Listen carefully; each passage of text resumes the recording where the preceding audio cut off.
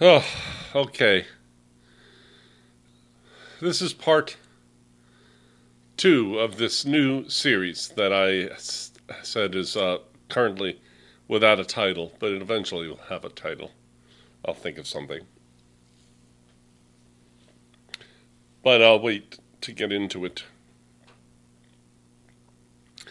Um, but I've already, this is part two. So in part one, I explained what I plan to do and why I'm doing it and what's come before it. And that I worked on a book about 4 or 5 years ago, and at a certain point, it kind of became unclear how to proceed with that book. I kind of got bogged into too much material. So I stopped and I gave a series of 11 talks, hour-long talks, at the Circle of Friends in Myrtle Beach, in the mall. And they were videoed and they're online. And then it helped me to clarify my ideas. And then I wrote the book, a more condensed version than I had going at that time. Um, it was about 400 pages when I started that talk, and I ended up totally starting over and writing a 250-page book. And it was much more to the point of my idea.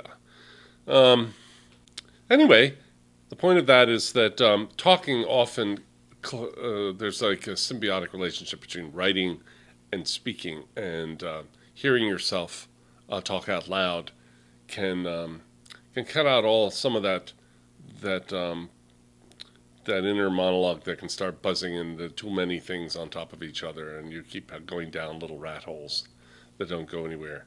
So here, that's what we're doing again. I'm doing a series, but these I'm doing differently. They're not. I don't have a camera person. I'm not a guest. I'm doing it myself in my apartment, and I am going to not have them serially put out because I don't want to. I like the idea of having it as a record um, um, for the future, but I don't want to have the kind of criticism that I tend to get online from people who either don't know what I'm talking about or disagree or something.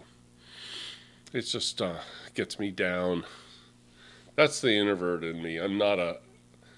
I'm impressed by speakers who can be indifferent to what others think of what they say. I'm impressed by them. I think that's wonderful. But I think it takes a certain kind of personality that I don't have.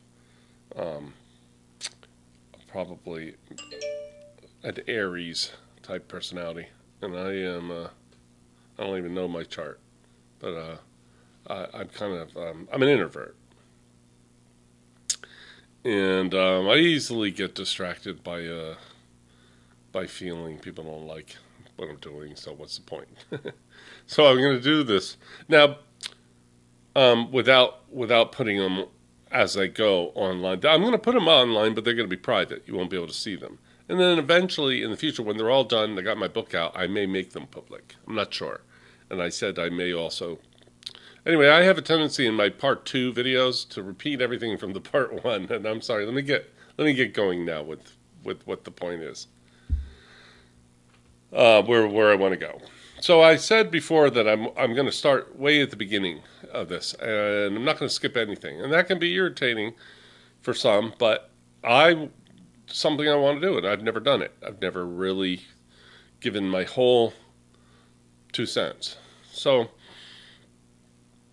to begin with, I'm going to start with a quote by Meher Baba, which was the inspiration for a great deal of what I've been working on for the last 20 years. I've known about this quote for a very long time.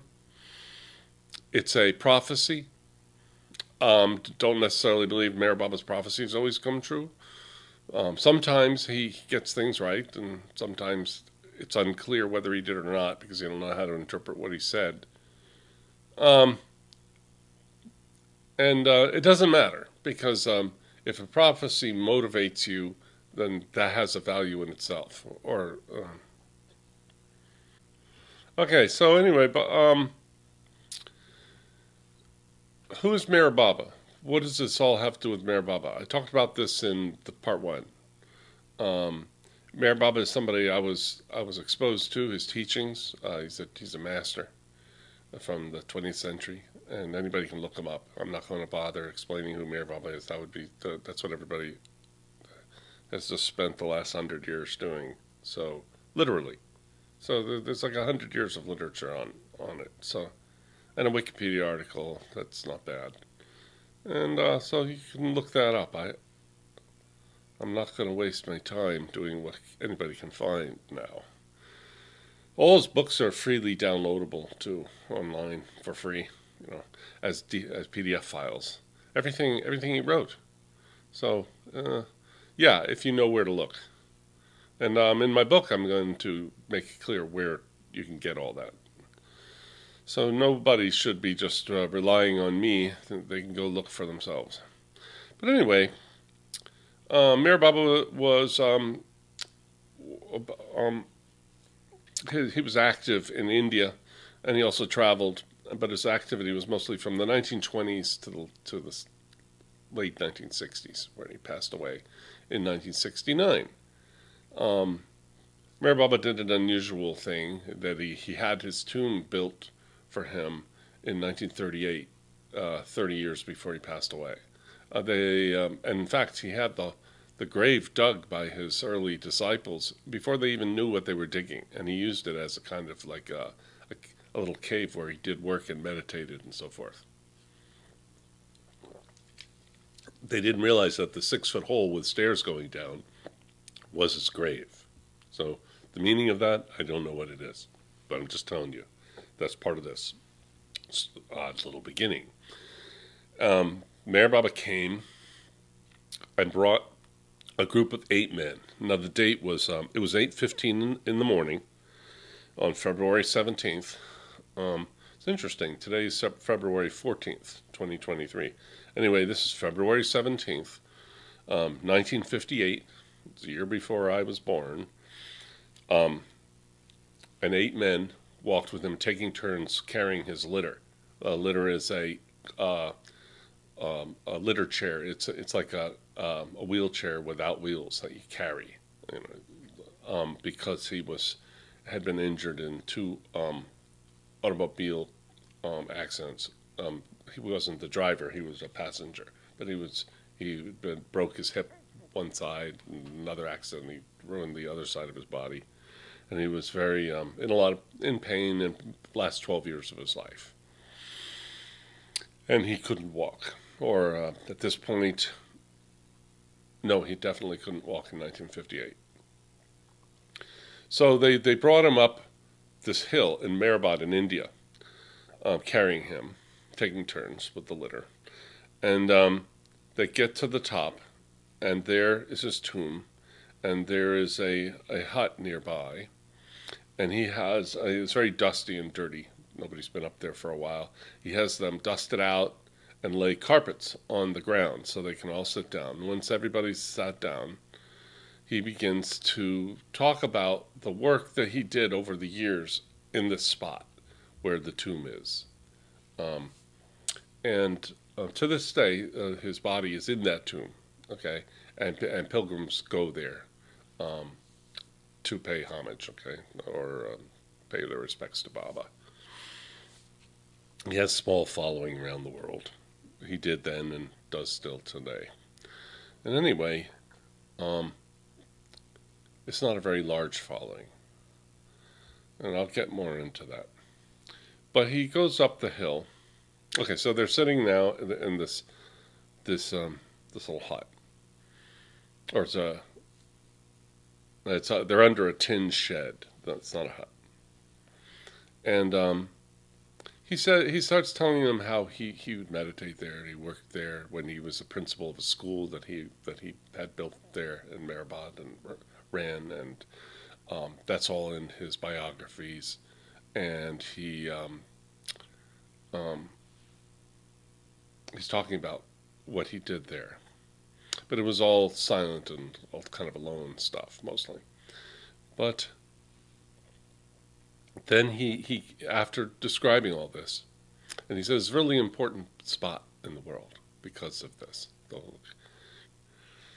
Um, he said, 70 years after I drop my body, that means in his language die, like we just, in other words, we never really die, we just drop our bodies.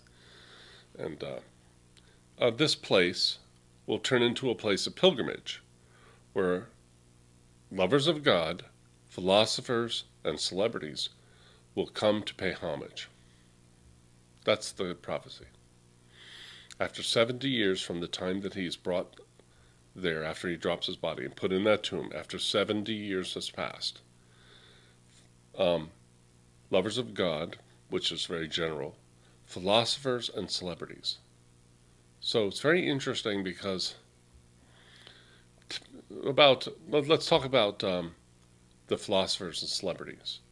First of all, as we've learned in recent years, people tend to follow what celebrities do, and they're called influencers today because people have realized how much influence they have over people, and they actually people pay actors to go on television and tell people what they do and what they think, so try to influence people. So that's, I think, the meaning of celebrities is that this is starting to be trending. It's a trending thing because but then the word philosophers. It's the only profession he named. There are thousands of professions, but he only said philosophers. And it's so unusual because, for the most part, philosophers have never been interested in what Meher Baba had to say, let alone would they go to India to pay homage to him. And it appears, because he said philosophers, that they're going because there's something to do with philosophy itself. He has caused a change in the thinking of the world. And this actually goes with a quote by Meher Baba. I have come to bring about a revolution in men's thinking, the slowest of all revolutions. So this event that he's describing, where the philosophers come, is now 16 years away. That's still a while. I have a heart condition. I don't plan to live to see that year. But my daughter will. She's 27, and she'll be like 42, 43. And if this happens, she'll actually see that this prophecy that her dad was always referring to happened. Or maybe it won't happen, but she'll notice it didn't. So that's interesting. I'd love to be a fly on the wall. But because of this, I started paying attention to this quote when I began studying philosophy at about 40 years old. I originally was a filmmaker, but I started studying philosophy when I was 40, and I wanted to know what Meher Baba had said about it, and I'll get into why, and then it led me to this quote, and then I've been thinking about it for a long time. Now I'm 63, so that's 23 years ago. I've been thinking about this. And I think I know why those philosophers are there. And that's what this series is about, to explain why they're there.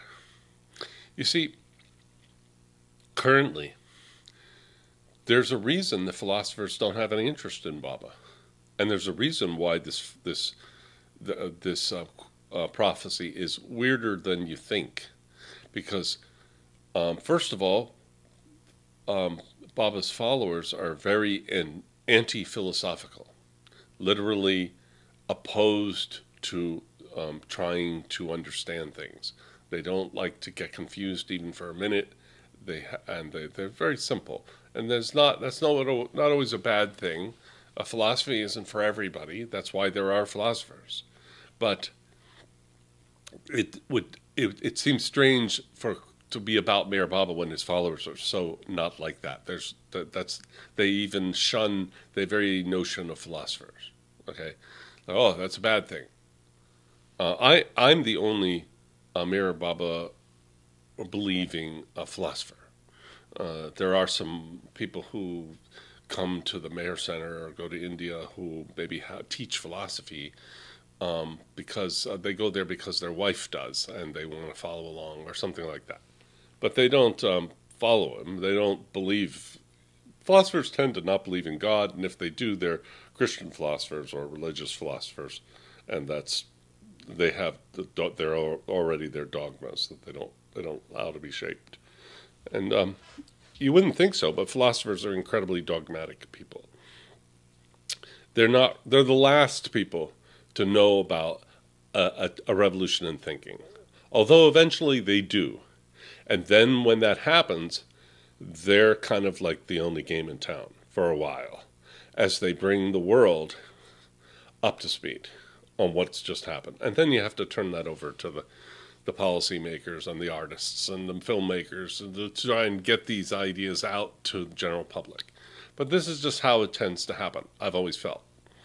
That you have somebody who has an original revelation, and this could be a spiritual leader, or it could be a philosopher. But then that eventually has to sort of filter through the philosophers, and then that filters then to get to the public.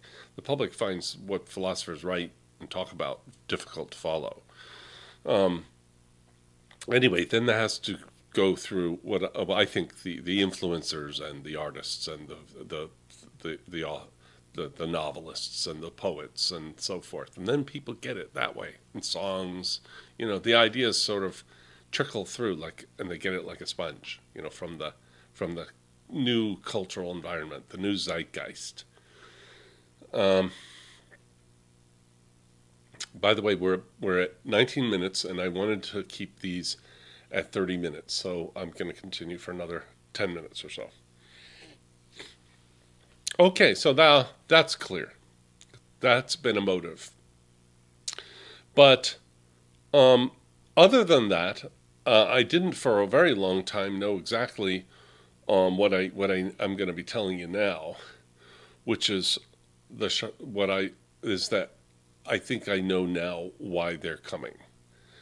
I think I know what Baba did.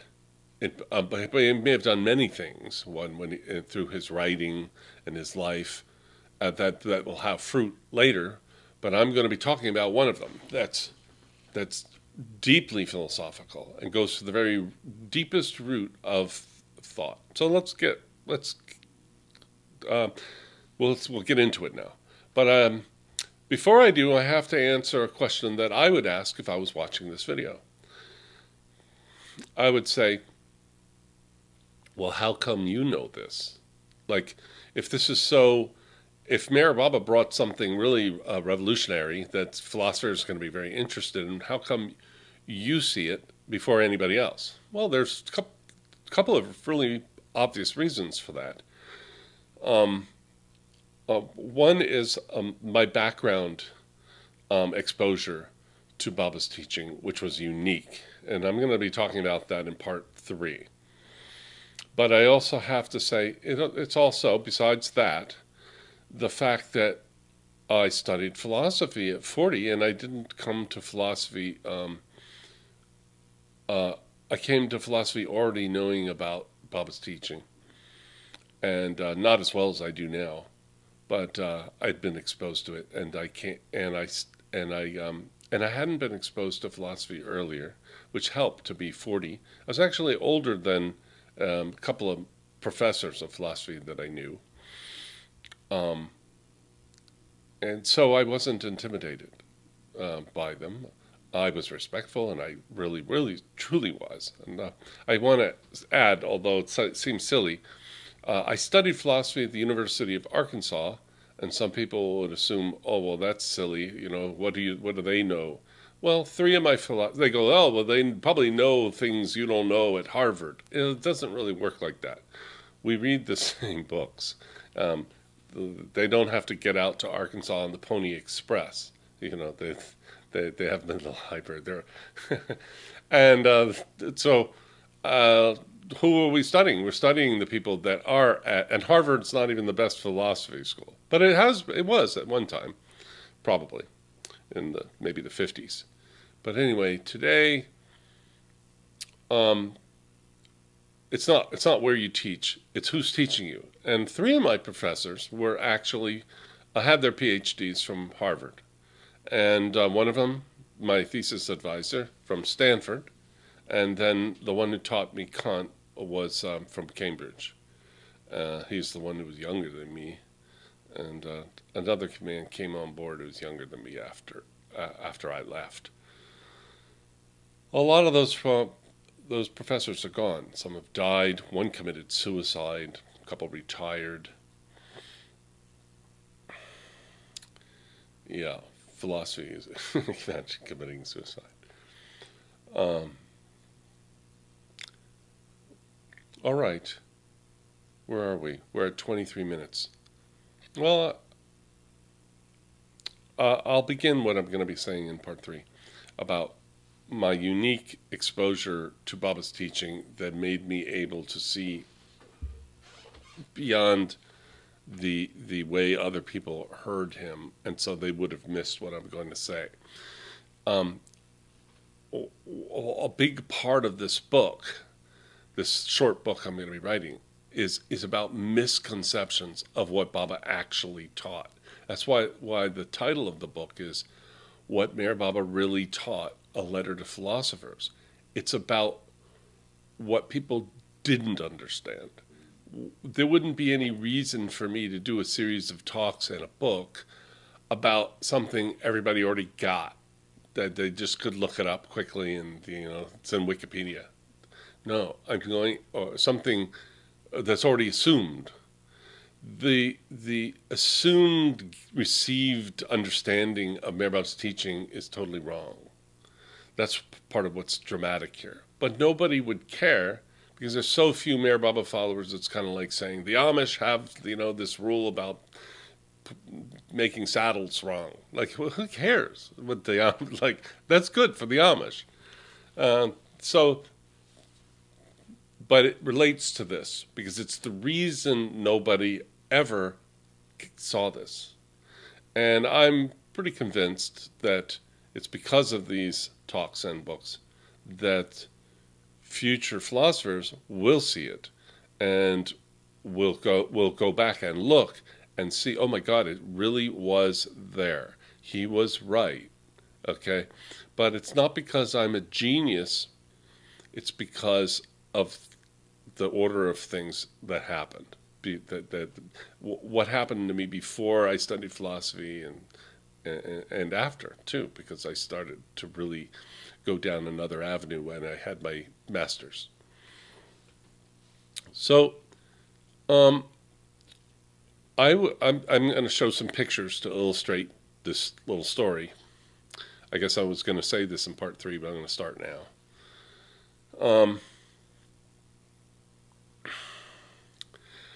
I was born 1959 in Kingston, New York, to two artists. My mother and father were both abstract artists, or not that they did fully abstract. They did figures and things, but they were, you could call them expressionistic. And they met together in Woodstock, which is just a few miles from Kingston. I was born in the hospital, but I really grew up in Woodstock, the place famous for the festival. And when I was 4 years old, it's a long story that's all recorded.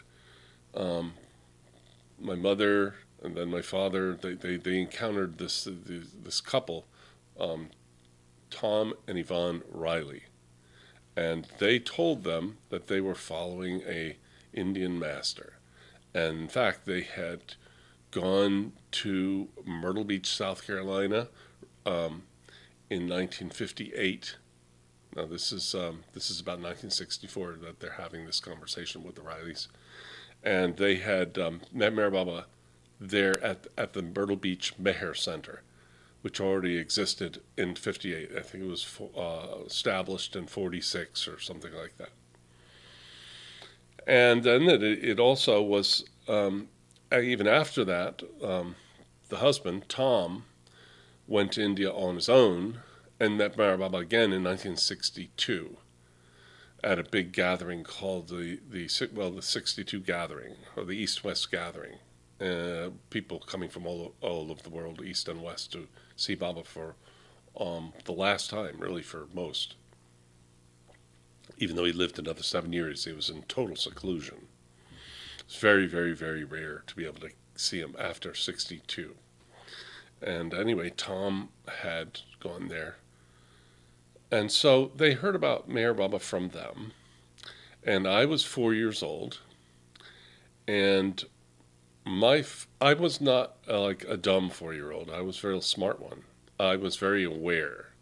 Uh, I was precocious intellectually, even as a small child. Probably I'm a prodigy.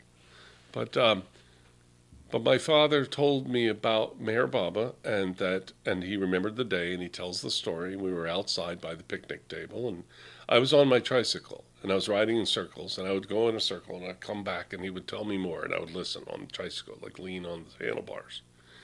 And then he told me that Meher Baba was the avatar, which was a new concept for my father and for my parents. The avatar it's a Hindu concept, but it's got analogs in other religions too. But it's a returning a figure. Okay, so it's like a Christ that comes again and again, not just a second coming, but a third and fourth, and eternally. And it's from the Vedas, and especially the Bhagavad Gita. That concept is and others, Upanishads and so forth, of Indian lore. Although they have a very mythical version of the Avatar concept, Meher Baba said described what the Avatar really is. It's a person, flesh and blood, that is the descent of the original soul, essentially. That's essentially. Um, and he's God in a very special sense. And I'm going to get into all that, but not yet. That's about start when I start talking about God. What Meher Baba talked about God, which is mostly not well understood, and I'm going to try and clarify it.